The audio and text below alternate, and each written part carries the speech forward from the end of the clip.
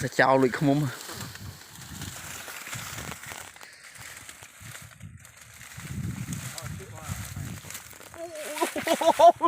thầy cái gì anh chào camera cười anh liếc cho ngon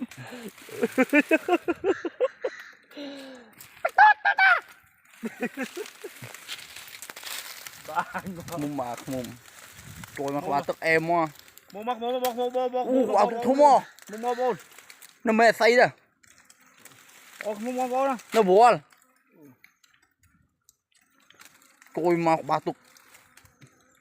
mua nó không mua bồn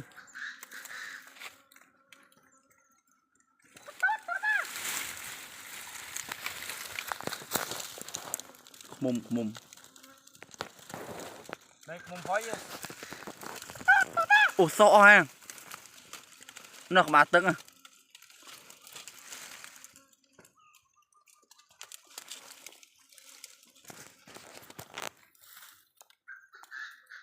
tôi mà qua tức em ơi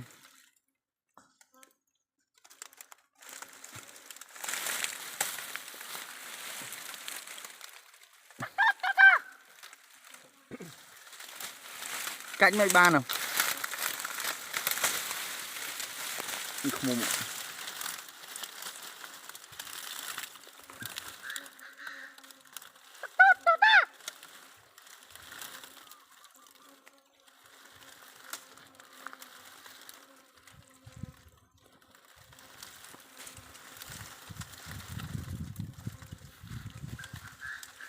nó đại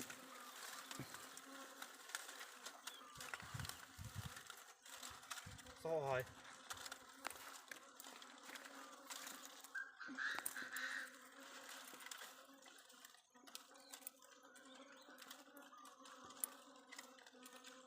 tôi mà có ba tục em mà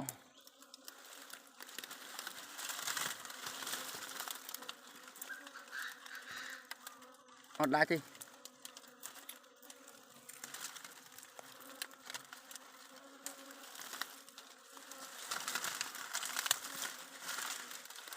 cái ngay với bò đại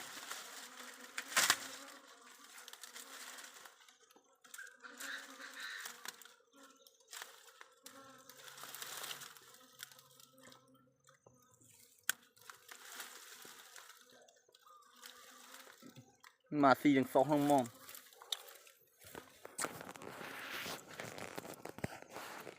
nằm nước hại nước bò chứ